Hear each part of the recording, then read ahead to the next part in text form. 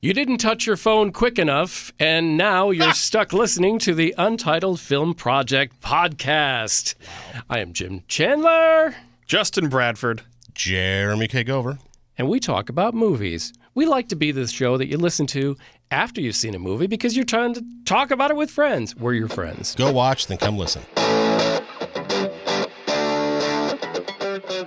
DC Super Pets is on the table today. This was a fun family movie, and what's interesting to me, I think, in terms of the animated movies that have come out in the summer, it's this one and Minions in terms of ones that are fun for the entire family. When I say that, it's that the writing is clever enough to keep an adult interested as well as completely entertain the child. You don't always have that balance in movies. There's plenty of geek humor in this. There's some on-the-nose humor, which I appreciate, even making fun of Marvel, even though Marvel owns DC and everything, especially with the whole drama going on with HBO, Discovery, everything like that. But I enjoyed most in this were the supporting characters. That's what I enjoyed the most. The Rock and Kevin Hart as the voices of the two main dogs in this, they just played themselves, which is fine to have their voices as themselves. The Rock playing Crypto, which is the dog of Superman, and then Kevin Hart as Ace, which is the rescue dog that gets superpowers. But it was the supporting characters actually becoming voice actors. This is what I appreciated so much. Kate McKinnon as the villain. Amazing. Lulu. Fantastic. Yes, you can tell it's Kate McKinnon, but it's not Kate McKinnon doing her own voice.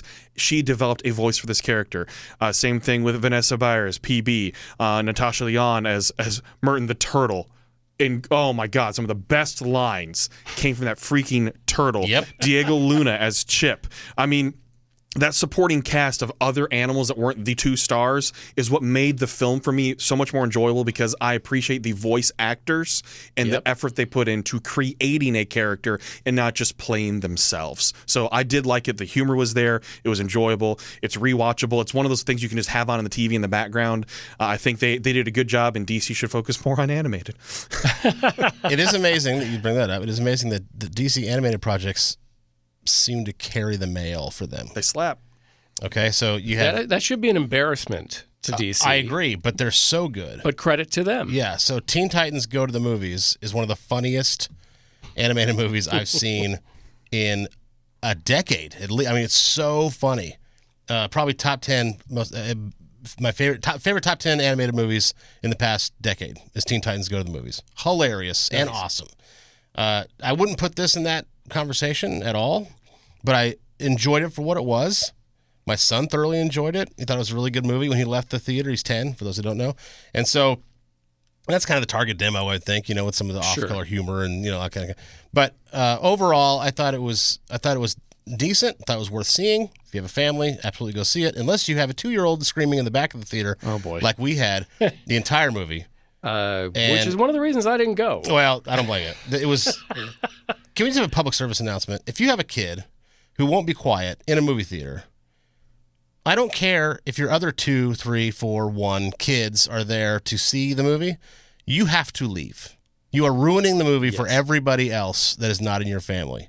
So as much as you think we understand, we don't. Get out. To a point. Understand to a point. Yeah. If it's a temporary situation, fine. But if you're leaving your kid screaming for an hour-and-a-half movie, or and I don't mean screaming, like that's not that obnoxious, but I mean, if they're like, oh, give me the popcorn, you're not giving it to me, the whining, all throughout the whole movie. It's ridiculous. Yeah. Back to the movie. So I thought it was really good.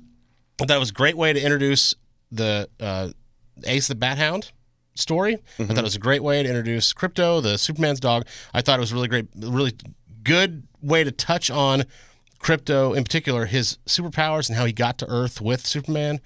Just a little bit of backstory there, because my son has never heard the Superman backstory because DC movies suck. And so he doesn't care about any of those. Right. He's in the Marvel Cinematic Universe. Can you imagine your fandom. son sitting, even though I did enjoy Man of Steel, it's not for children. No. Can you compare doing Marvel backstory for Absolutely the not. building? There's no way a 2.5-hour movie Man of Steel that a 10. But Marvel has tried to do that. They've hired Marvel directors who have done the films like James Gunn and other, and they're just not the same. It just Anyway, so it doesn't work there. But back to this.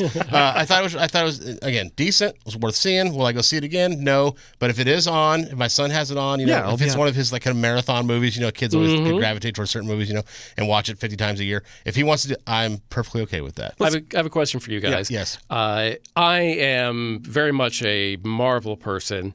I don't care for DC, and their superhero movies have been overblown. There's been some great performances here and there. I'm just not a DC guy. I think they blow it 4 times out of 5. And they made fun of Marvel, which I love. Anybody that It was can good do that. cheeky humor. It was Right.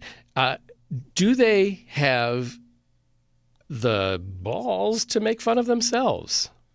I didn't catch as much making fun of themselves as just like cheeky humor instead, which you can do with an animated film. I think DC will do that in an animated film, and they've tried that. I mean, the James Gunn Suicide Squad pulled it off way better than other versions of other live-action superhero movies or anti-hero movies that DC's done. But this one has the right kind of cheeky humor that you typically find in a Marvel movie, but it's animated, so it's the kind of humor that there's going to be the mix of children humor and adult humor in this as well. Which they did walk very well. Yeah, they did walk that line. I think they got some jokes in there that only adults are going to get, or innuendos that only adults are going to get. And that's a great thing. And that's It a is great thing. You It was have a to good keep parents' balance. attention if they're going to take your kids to see it. Absolutely. But you have to do the reverse also. You got to keep the kids involved. Yeah, everybody's got to like it, and the parents are going to talk to other parents. And if they say it was torture and that's 2 hours I'm never going to get back, That's right. but I made my kid happy, that other parent's not going to take their kid. This is not an animated movie, but I would say the Muppet movies, all of them, like from the 70s on, Yeah. it's a masterclass in double entendre. How to walk that hitting line. 2 different levels of Yes. the kids are going to find it funny, but the parents know what they really mean. Yep. It's a masterclass. 100%. All the Muppet movies are brilliant in that way. Watch the first Muppet movie with people of all ages, 20 and up, probably a few months ago. And it completely holds up. It does. It's fantastic. It is. And you're right. It's exactly that's what you should aspire to be. Here's what I will say, though, about DC League of Super Pets. There was a moment, and this is why I don't watch dog movies. There's a moment in it. Yeah. I'm going to try not to cry telling you this. Okay. There's a moment in it where Ace is giving his backstory. Okay, so there's a lot of contention between the two because Ace and their other animals that Bradford mentioned earlier are in a shelter. Okay, and they were looking to be adopted. And they keep having this hope alive. I'm going to find this family, go to this farm, all this stuff. Okay. Yeah. And then while Crypto, of course, he's Superman's dog. He's got a home. He's at home from the beginning. He's looked after Superman. All so 2 totally different worlds. So they go off on this adventure together, and there's a point in the movie, as there usually is, where there's a kind of a character building arc. Where it's okay, well, how did you end up here? And Ace tells a very emotional story because it's depicted on screen where he was brought home as a puppy for this expecting couple, and this couple had a baby, and the young girl, and you can see they take you through the fact that the puppy is being raised with the young girl, and they're great, and they're really great friends, and there's wrestling and there's laughing and all this wonderful stuff. Yeah. And then while Ace is sleeping or napping or whatever, the girl who's toddling, like kind of just like a penguin, like toddling, learning to walk, goes to the top of these stairs, and she's about to fall down the stairs. And Ace knows this. So Ace runs out of the room, grabs her arm, and pulls her back and saves her. And the girl looks at Ace, falls to her butt crying. The parents come out from a corner. Oh, I see. And they run over to the baby. Oh, no. And then the camera shows, and this is where it got me. The camera shows, you know what's coming. Okay, this is not, but the camera shows 3 blood drops on her arm from his bite marks. And they immediately take the dog to the shelter. And And he was happy thinking that, showing that, I did something to save the girl. His tail's wagging. He's like, look, I saved the girl. And the 3 bite marks on the arm, and then they immediately take the dog to the shelter. And it was that would kill me. We're both dog guys. And I rescued. I mean, my last 5 dogs have all been rescue dogs. Yes. I love them.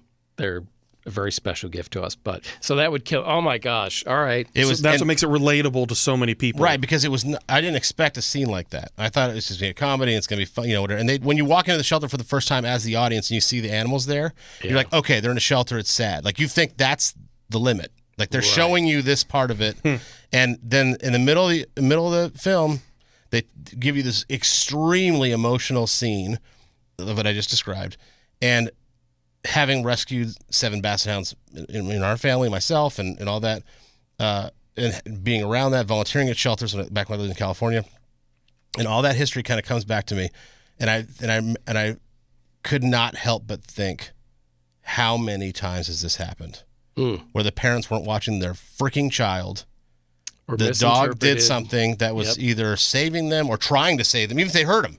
They're trying to say that there's context for the dog trying to. Or they put the dog in a bad situation. I'm sorry. We're totally going off in here. But I'm 100% with you, and that probably sounds like the most emotional, in-depth scene I've heard from a movie this summer.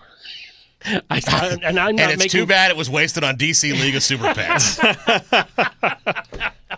It wasn't in Bullet Train. No, it was not in Bullet Train.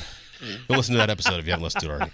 So at the end of the day, I'll just wrap it up by saying that was a really emotional scene. That actually, a lot of the points that I'm going to give it in our score come from a scene like that. It's very hard for an animated movie to just captivate me for 5 minutes where I don't realize it's animation. And that did it. It was very hard. I was openly crying, not sobbing, but just trying to fight back tears. And it was very tough, and that's why I don't see dog movies. So I get frustrated when studios are loading up animated films with all celebrity voices. I don't like that either. Instead of using instead of using voice actors. To me, it's a cheap way to get people into theaters. Exactly. If you are selling your movie on who is appearing in it by just giving me a laundry list of people that are famous, I know that you probably haven't developed a great story in most cases. And that's why I appreciated the voice acting of the supporting cast, because they actually developed characters. Voice actors are great at that, because most voice actors, think of Jason Marsden. Yeah. The incredible array of movies and animated flicks and everything that he's voiced for throughout his decades-long career, and multiple voice actors. We see them do so many projects, and most people cannot tell it's the same person, because that's real talent where they're developing a character and saying, I'm going to use this part of my voice, and this is that character's voice. And then the next day they're recording for another character, the next day a different one, where they have 50-plus characters they voice, and the majority of them don't sound similar. That's right. I appreciate that part of the skill of a voice actor to do that. And while I really did like the secondary voices in this, I appreciate they developed that. This is all chock full of big name stars. When you think about it, it's A and A- list celebrities acting in this. Or emerging names. Or emerging like Diego names. Luna, for example. But very well-known names overall throughout the entire gamut of this roster. I mean, all the way down to Ben Schwartz as a supporting guinea pig, Olivia Wilde as Lois Lane. Right. I mean, that's Jamila Jamil as Wonder Woman. I mean, they're using some big name stars where you think Wonder Woman has a very, very, very small role in this. Okay. And nothing against Jamila Jamil, because she's going to be in other superhero projects that are going on. That's right. And she's fantastic. It's that those are the types of roles in terms of building up other voice actors that, they would die to have 4 lines in a major studio release that. I'm not saying they didn't audition for it, but most likely the studio went and said, we want this person, this person, this person, and this person to play these roles. And yeah, sure, I'll do it. I agree with that. I didn't think about that, actually, because to me it's fun as an audience goer. For it's sure. just fun to sit in there and be like, oh, I didn't recognize that voice. And the Diego Luna one, for example, I thought, is that Diego Luna? I couldn't. After it was over, I looked it up. Oh, yeah, Chip was great. It's one of the biggest things I do in anything where I can't see the character. So it's not even just an animated movie. If it's, say, the computer voice in a live-action film. A droid. Yeah, I know this voice. Where's that voice? It's something I'm obsessed with. So, yeah, I mean, that's kind of the part of the fun of that movie-going experience, especially in an animated film. But I do agree that it would be nice for voice actors who actually call that a profession. Yes. Because they didn't need Diego Luna as Chip. Right. Diego Luna yet is not selling tickets. And this is because... Right? So you don't have to have... You could have hired a voice actor for Chip. is what I'm saying. Right, and there's some that cross over really well, like Alan Tudyk. He crosses over very, very well because he is so incredibly talented. But he's not okay. So, but he's not in terms of so The Rock and Kevin Hart. You need 2 big stars for your movie. Totally get it. That's great. 2 main characters. Yep. Wonderful. Give them to big A-list stars. Totally fine. But after that, that's when you're supporting the voice acting craft and saying, okay, we don't need Kate McKinnon to do. She's great. I'm a huge Kate McKinnon fan. She was fantastic in this. But yes, and she's great. But we don't need her. Right? We don't need Diego Luna as Chip. We don't need these other voices. They're not even marketing them. That's my point. They're marketing The Rock and Kevin Hart. Yeah. Right. So it's the 2 headliners, and then you get the rest of it. It's cheaper, probably. Why would you not do that? Oh, It makes exactly. sense. Yeah, and if you have a well-written story with a voice actor that is their craft, right, you are going to get something better in the end. You don't need to puff up with these other A-list, B-list stars. And I know his birthday was recently, but Robin Williams in Aladdin, granted, he was made for that role. Like, that role was him. Right, but nobody knows who Prince Ali was. Right, exactly. But that's what I'm getting to. Right. They didn't really start with Aladdin. Shrek is what ruined it. I think Shrek was the beginning of the end for voice actors. I'm with you on that. When it comes to it. And I will tell you that, DreamWorks is the worst offender of just marketing a bunch of names. We've got so many stars. You're going to forget this movie before you get to your car, but we have so many stars in this movie. Yeah. And that's... But that's why I say that I don't blame Disney for using that. Robin Williams, because that was perfect for him. It was built for him. One A-list. That's exactly what I'm saying. That's all you need. Yeah. That's all you need. But Shrek, on the other hand, just loaded it. And then Mike you started Myers, seeing it. Cameron Diaz, Eddie Murphy. John Lithgow. Yeah. Oh, Then etc. you just started loading movies. You started loading celebrities instead of voice actors into this. That's right. And it's become, I know it's a topic of conversation that's probably meant for something else, but I wanted to address that because that's what this movie did, is they just loaded it up with celebrities. What are your scores for DC League of Super Pets? Let me go first? Yeah, go first. All right. It's a solid 5 for me. Jeremy K. Gover goes right down the middle. It is an average animated film that was enjoyable while I was watching it. Probably won't see again. Okay. That's no big problems with it, but no huge successes except for the emotional scene. Yep. Right. Other than that was a big success because how do you do that in animation and get it to be like Pixar has the formula down, right? Which we'll get to, I'm sure. Don't even talk to me about the beginning of Up. Yeah. Which, you know what I mean? Well, let's not jump ahead now. We're about to get to that. Okay, we may be talking about the beginning of Up. So Pixar has a formula, but overall, when non-Pixar related movies, how do you get that emotional, gut-wrenching, heart-ripping out of your chest scene? And in a comedy animated movie, right? Yeah, drugs. And was that? Typically drugs. Well, then they were on something because it was the people making the movie or the people watching the movie? Pretty great. Yes. It was pretty great. Let's put it this way. If that was released as a short, like if they found a way to make it a short, it would blow up. Oh, okay. Man. It would blow up. All right, that's your score. Justin Bradford, what did you give? DC 6. Just a 6. Went with a 6. Again, it's kind of building off what Jeremy did because it's an animated feature that's not pulling at my heartstrings where I'm just going to watch it all the time. If it's on the background, that's totally fine. And again, because DC sucks at building a universe, it's not like this is going to be connected to many things unless it's just a sequel. And I'm not going to have to rewatch this, oh my gosh, to make sure I understand what's going on in League of Super Pets 2. That's why it's okay. I think it's a great family animated film. I really do. So I'll go over. I want to pose this question to you. Yeah. Is this or Minions? The Rise of Gru for this summer. Between those two. Which one's the better movie? Which one do you think is better movie? I think the better movie is DC League of Super Pets, but I think the one I enjoyed the most that I would go back and see again is Minions. I 100% agree with Jeremy K. Gover. Oh my gosh. Folks, Hell has frozen over. I know. I agree with what you just said. The better movie and then which one was more enjoyable. Yeah. I agree with you. The 4 horsemen of the apocalypse are saddling up, ladies and gentlemen. Justin and Jeremy agreed completely on 2 different things. Okay, is that amazing. A goat or a horse? I always work on a goat if I can work on a goat. Okay.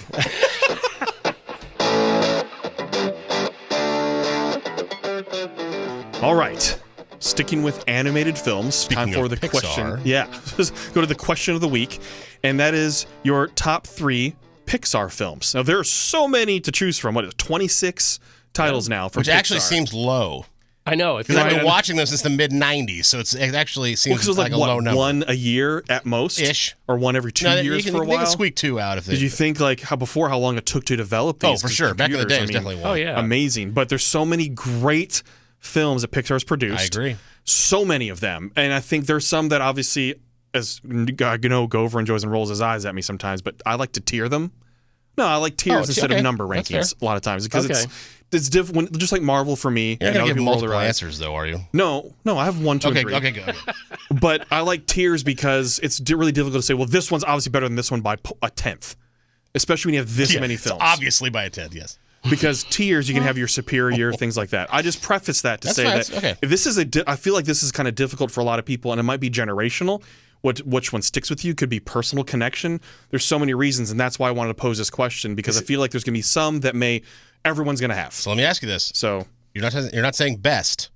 No, it's our. You're saying your favorite top three. Yeah, our top 3. Okay. That's important. Okay. All right. I think mine coincide. Great. Do we want to do all 3 at once, or do you want to go around the table? I think let's do that. Let's zero in.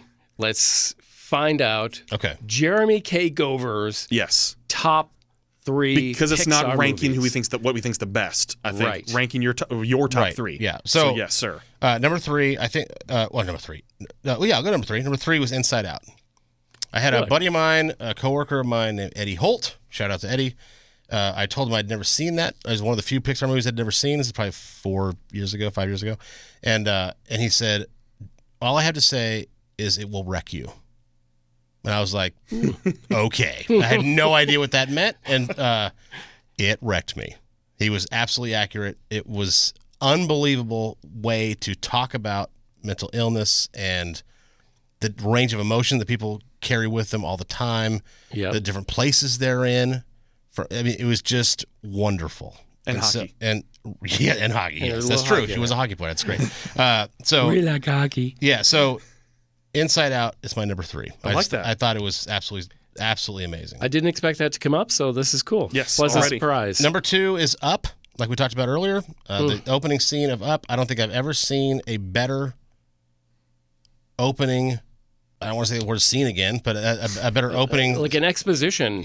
Of a story. It is brilliant filmmaking in its finest.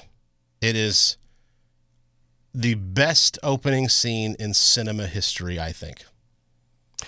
I'm sure there are some in the conversation, but that's a great question for another day. But I'm not going to argue with you. We'll table that one. There's a lot of good ones. I love just a real side note, I love the intro to It Might Get Loud documentary. I think that's one of the greatest intros. But just from the expectation walking into the film of an animated feature, all that, to just having your heart ripped out of your chest in 10 minutes or whatever, right at the top. It was absolutely incredible, and I still think it's the best opening in cinema history. Number 1 is OG, Toy Story. Because when I was a kid, I used to have a fantasy, not actively, but when I'd slow down and really think about life, when I lay in bed, about to go to sleep, that kind of thing. Yeah. I used to have a fantasy that I bet my toys, they play with each other while I'm gone. Mm-hmm. I actually had that conscious thought a lot during my youth.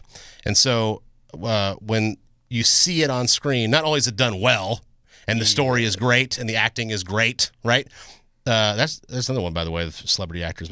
But not only is it all done extremely well on its own, but to have had that thought, this came out in 95, right? Like so probably 15 years earlier. Yeah. To see it was like, they get me. And so to have it represented on the screen of like this wonderful idea was just so impactful. So number 1, OG Toy Story. Number 2, Up. Number 3, Inside Out. Very nice. Well spoken.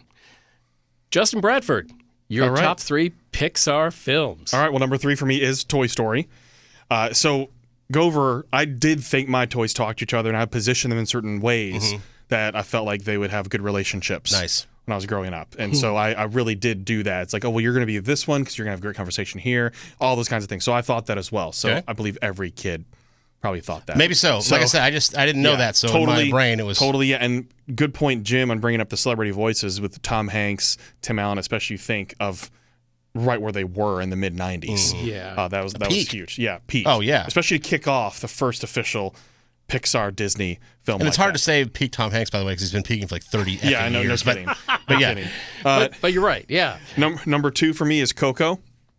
Oh, I absolutely love expect that. the story of Coco. For me, even though it is not a Filipino film, just the talk about culture and history and music being such an important role, and especially the multiple generations playing a role in this, for some reason, even though it is on Latin culture, it makes me feel a connection to my grandmother. Just because of this film and just the story behind it, and it's a coming of age for Miguel as well too, for him to learn so much about himself and his family, but also to help repair some things as well too. Like all Pixar films for the most part, aside from Cars 2, there's a story in this that makes you feel something to learn a life lesson. It feels like the sitcoms of the 90s, right? The Full Houses and everything. And I feel so much connection to this, but I just love the music and the focus and the research they did on culture for this. Like they do in so many other films that feature culture. They really did the research. It's such a beautiful and colorful movie as well too. Beautiful. Colorful, so colorful, very vibrant. I love watching this. I've seen it in concert with the Nashville Symphony, where they perform the score to the movie with the movie. So that was absolutely beautiful as well. So I have a great connection to Coco. So I love that one. Number one for me is Up. 2009 release. I love the opening sequence, and to build on what Gover said, is in that opening sequence what it accomplishes with hardly any dialogue. Yes. That's even more putting on how pivotal, instrumental, meaningful, heartfelt it is when you can accomplish so much with just music and actions on the screen. You know you have something powerful when if you talk, you screw it up. Yeah. And if anybody in the audience says anything while it's going on, oh boy, the rest of the audience is going to be pissed. Oh yeah. And because it's such a moment. And what an adventure there is in this film, too, to have someone really, really old and someone really, really young both be able to learn. I mean, I've cosplayed as Russell, okay? I feel a connection to this film, too, because also in Up, Russell is the first Asian American to be featured in a Disney Pixar animated film like that. I didn't know that. Because I believe Russell's supposed to be either of Japanese or Korean descent. As well. Mm-hmm. So another big connection for me to finally to see an animated Asian character that is a child whose dad has left him as well too. So there's big things there. Not that my dad left me. It's that there's a connection there too, that he has a story and there's a reason why he's doing this. And you learn so much. It's not just the Ellie and Mr. Fredrickson's connection, but it's his relationship with Russell becoming a father figure to him, and that's what Russell really does need. Yeah. And you feel but that he so also much needs the guidance of the 100%. So 100%. And then you just have Kevin thrown in there as comedic relief. Comedic relief, which is beautiful relief, comedic relief, and a villain and everything. Like, it's a full, complete story. We did a whole thing about Up and didn't mention Doug. Doug is a phenomenal Doug! character. Yes. The talking cone of shame. I mean, come on. Yes. So, and Doug's just a great supporting character, too, with true golden retriever energy. Yep. And I feel like that's what they did so well in this movie, too, is characterizing dogs. And how people would see them as like a Doberman, a golden retriever, a bulldog, absolutely. really characterizing them, and then squirrel.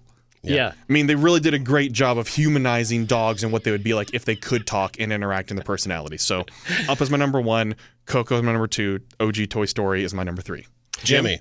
I am going to leave out Up because I really do think it's a masterpiece, and it was on the list, but I think maybe this is a chance to show some other movies because there's so many of them that I love. Okay. Number three for me is Toy Story, the original. Okay. You've already stated all that needs to be stated about it. People that were stars, but great actors who put life into those characters, and it's just universally, I think, taps into something that is in all of us. So Toy Story is right there. Monsters, Inc. is my second favorite Pixar film. Wazowski. I love the dynamics of that movie. It's a great duo of just characters and villainy. There's so much humor. There's Roz. There's so much to enjoy in that movie, and I also love the way they tapped into kids being scared at night of dark things in their room, and they just, went with it. It's just great storytelling. Love it. 2319. I did that when I got my COVID test, March 2020. Felt like it. And my number one Pixar film is The Incredibles. Fantastic that's a music, too. great one. It Yes. brings me so much joy. That is not an era I grew up on, despite how much you guys rip on me being old. No, not at all. That is, but it was a beautiful era. Brad Bird knows how to tell a fantastic story and jumps in to play a super character in that film.